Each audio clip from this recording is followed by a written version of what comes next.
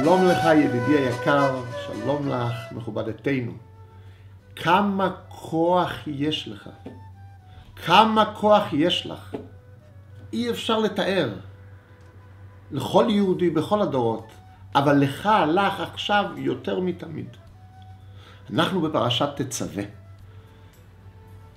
הקדוש ברוך הוא ממשיך לארוג איתנו יחד את ההכנות לבניין המשכן.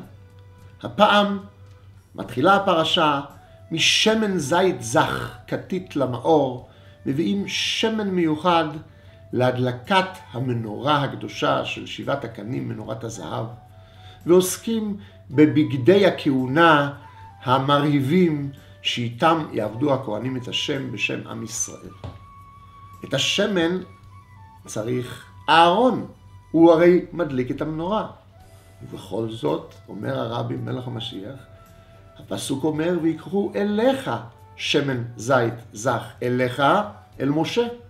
מדוע השמן למשה? יום אחד אני עובר ליד בית חב"ד ביום סגריר את הכביש. חוצה את רחוב העצמאות, והנה אני בירוק, שלוליות לרוב על פני הכביש כידוע, מכונית שאמורה הייתה לעצור, איבדה את הבלמים. היא מתקדמת אל הצומת כחץ וקש מקשת. הראש שלי מסתכל, מזהה את הסכנה, הוא נותן נוראה חד משמעית מיידית לרגליים לרוץ קדימה. אבל יש שלולית, הרגל תתרטב, הרגל לא מדברת, היא מבצעת, רצה קדימה, הגוף כולו ניצל, אני בצד השני, ומסתכל בביעות איך המכונית חוצה את הכביש ממש לידי. מה היה קורה גם לראש אם הרגל לא הייתה רצה מיד, כחץ מקשת. כך אומר הרבי, גם אנחנו.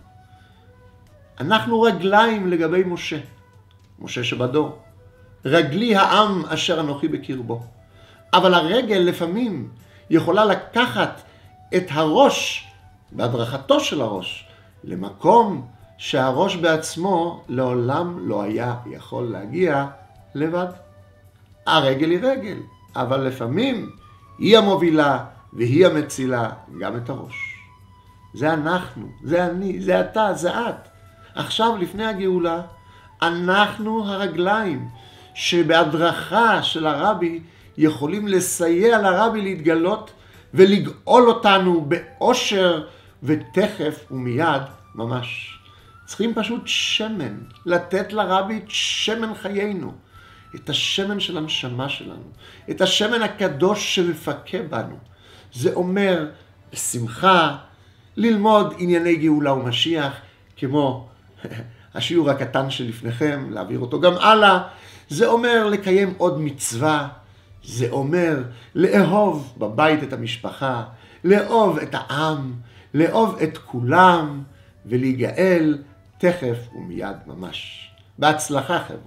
יחי אדוננו, מורנו ורבנו, מלך המשיח, לעולם ועד.